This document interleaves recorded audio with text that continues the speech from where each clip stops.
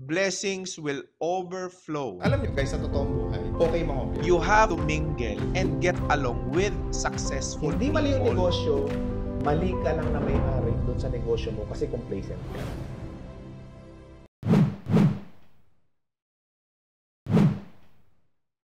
Kaya maraming negosyante nagfe-fail. Marami silang hallucination and fascination. Nababaliw sila doon sa daydreaming. Ang ganda ng negosyong restaurant. Aayusan ko ng maganda. Magpre-prepare ako ng malupit na menu.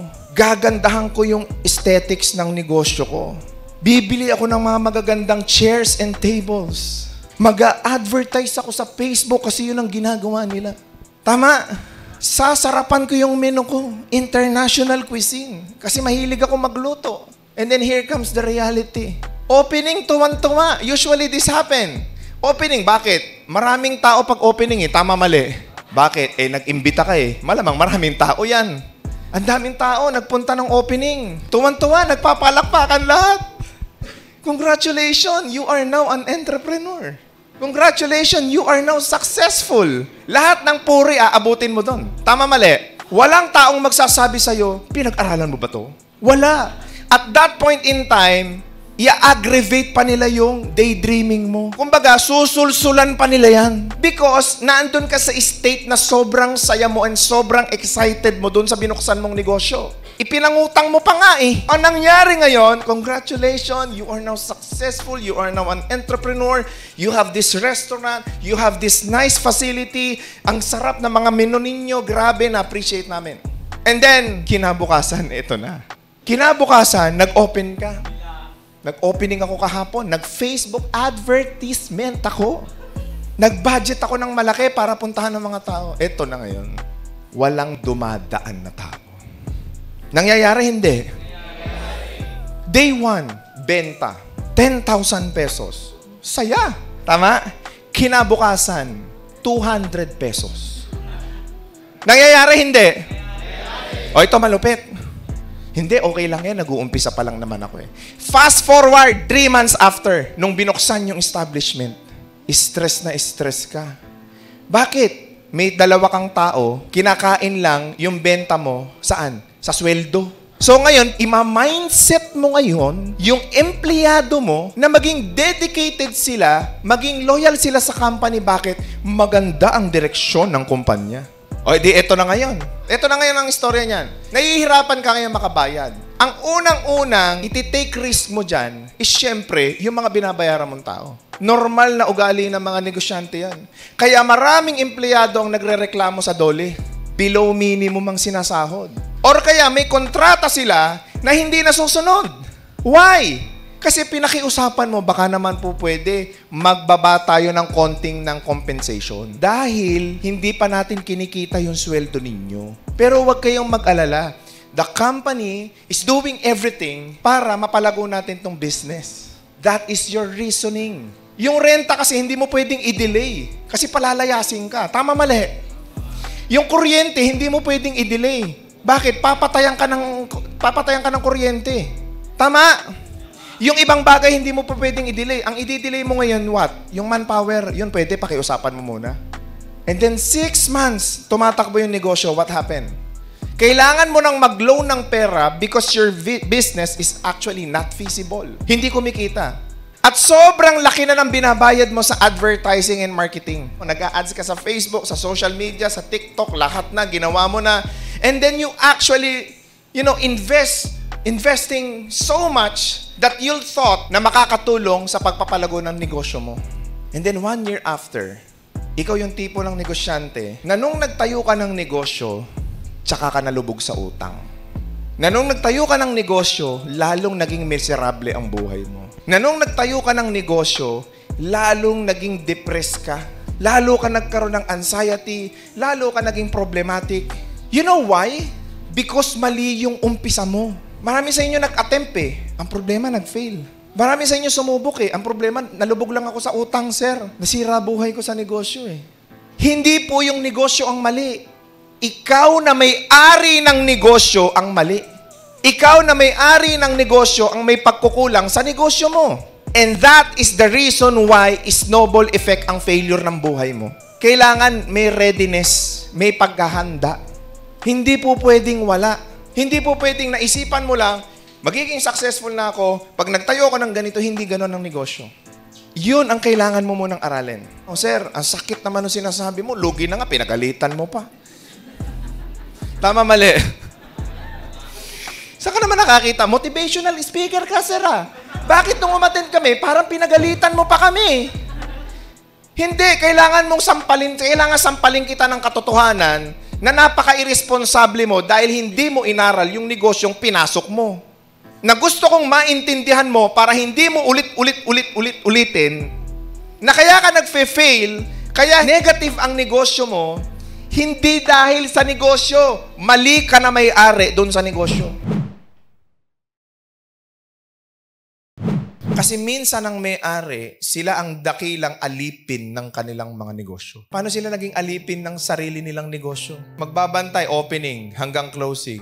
Magbibilang sa kaha. Ito masakit. Dahil ikaw ang first hand na nagbibilang, ang sakit emotionally na milyon ang ginastos mo bago ang benta mo, 400 pesos. Ang sakit nun. Milyon yun nilabas, 400 pesos. So kung i-divide natin, 1 million divided by 400 pesos, ibig sabihin, kailangan mong umubos ng 2,500 days. Divided by 365, 6 na taon, 7 taon, 7 taon na wala kang tauhan sa negosyo. Gross eh. Tama, mali. Wala kang tauhan. Wala kang costing sa produkto. Wala kang cost. Kasi kaya ka bumenta ng 400, malamang bibigay kang product. Tama, mali. Ito wala kang cost. Walang cost of goods sold. Totoo. Ito wala kang upa. So, ibig sabihin, kaya pala imposible yung negosyo mo ngayon kasi hindi ka nagkwenta eh. Kaya imposible siyang umasenso, imposible siyang umangat, imposible kang yumaman. Kaya malulubog ka lang sa utang. O, tigilan mo na yan. Correct. Sabihin mo sa katabi mo, friend. Sabihin mo sa katabi mo, friend. Now I know. Alam mo na. Alam mo na. Tama, mali. Kaya pala, nagtataka ako, may utang ako ngayon. Bukas, may utang ako ulit. Yun pala yung nangyari sa akin. Now, number 1, scalable. Secondly, leadership skills ang kailangan mo sa isang negosyo. And number 3, and the most important thing, kailangan mong maging best friend, ang calculator. So, your best friend is your calculator. Okay, your best friend is your calculator. Kasi ito yung tipong bagay na hindi ka lolokohin kailan-kailanman. Tama, mali? Hindi ka bobolahin yan. Linear thinking ka, bandwagon effect, na gusto mo, pag nakakita ka ng negosyo, gagayahin mo na lang yung sa kapitbahay mo. Parang ang successful na nila, nag-skincare business sila. Mag-open din ako ng sarili kong brand. Hindi naman ikaw yung may-ari eh. Hindi ikaw siya. Yung iba na dadali ng ganyan eh. Yung gaya-gaya po tumaya. Tama, mali? Nanggaya ka na lang, pero tandaan mo yun, kaya naging successful yun, inaral mo na. Meron niyang dinaanan na baka pag sa'yo dumating, mahirap lampasan. Baka mamaya, ginaya mo lang yung restaurant ng kapitbahay mo, ang galing. Dati nakakotse lang yan eh. Ngayon bumili ng SUV, Fortuner, bago. Na-hype ka ngayon, nakabili ng sasakyan, ang daming customer. Gayahin ko rin. Utak ng mga marites na negosyante yan eh. So, ginaya. Ang problema, hindi ikaw siya. Magkaibang tao kayo. Yun ang problema. Pwede mong gayahin yung negosyo, pero yung may-ari, hindi mo kayang kopyahin. So, you have to find it yourself, ano yung bagay na negosyo sa'yo. And when you actually establish a business, you make sure that it is scalable. Why? Chowking, Jollibee, Goldilocks, lahat ng mga food establishment, car wash, may mga scalable na yan. Mineral water station. Ibig sabihin, dapat kaya mo pa siyang mapalaki nationwide or better, globally. Yung fascination mo kasi na magbubukas ka ng tindahan at magbabantay ka dyan at mag-enjoy ka, mag-welcome ng customer, it's good. But there is always this better process. There is this always better opportunity. Dapat scalable. Kaya nauso yung mga franchising. Kaya nauso yung mga co-ownership program. Kaya nauso yung ibang processes sa business because yun yung talagang epektibo para yumaman ka at maging milyonaryo ka at maging bilyonaryo ka. Everybody's saying na imposible maging bilyonaryo. Imposible maging bilyonaryo kung ang pangarap mo lang sa negosyo, magbantay sa tindahan na yan. Tama, mali? SM, ang daming branches. Scalable. That is the keyword, scalable. Now, pag nakapagbuo ka na ng scalable process sa negosyo, pag lumalaki na yan, dito na masusubok yung tinatawag natin na leadership skills ng may-ari. Dapat mamaster mo to. Kasi kaya mo ngang palakihin yung negosyo. But can you handle the stress? Can you handle your people? Can you handle all of those mga challenges na pagdadaanan mo? Kung hindi ka leader, hindi mo mapapalaki yan. Scalable nga yung process mo. Ang problema, ang dami mo namang complaints. Dahil hindi sumusunod yung mga tao mo. Dahil hindi ka nakakapagpasunod ng mga empleyado mo. So, kailangan bilang may-ari, kung ikaw ay into franchising business, make sure that you are actually equipped with knowledge, information, and wisdom about leadership. Paano ba humawak ng tao? Paano ba ang tao hindi magre-reklamo sa'yo for the longest time? You have to learn all of those things bago ka mag-start ng scalable business. Kailangan handa ka. Napag-aaralan naman yan. Pwede ka naman gumawa ng prototype niyan. Ang problema, are you actually willing to learn? Pag lumalaki ang negosyo mo, marami kang taong hahawakan. Maraming magre-reklamo sa'yo sa dole. Maraming magre-reklamo sa'yo mga customer. Complain is normal to business. Pag malakas ang negosyo mo, asahan mo marami ka ring makukuhang complaints over the years. Kasi malakas yung negosyo mo eh.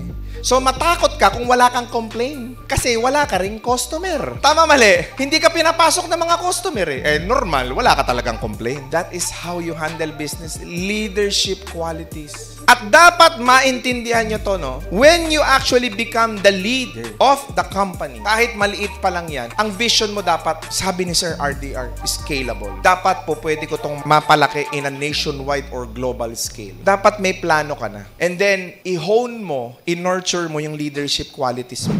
Thank you so much at nakasama namin kayo hanggang sa parte na to. Sana ay marami kayong natutunan, napulot, na pwede nating magamit sa pagninegosyo at sa buhay natin. Please like, follow, and subscribe for more videos. Follow lang po kayo sa RDR Business Solutions sa Facebook, sa TikTok, and sa YouTube. Para sa mga free trainings and workshop, please kindly join our exclusive community. Doon po ay nagkakanda kami ng libreng workshops and seminar para mapanood nyo po yung buong series na mga videos na kinakrap po namin na siya naman po naming ina-upload sa aming Facebook and YouTube. So ginagawa po namin yan ng live doon sa aming exclusive community. So kung hindi pa po kayo nakakapag-join, please join to that page.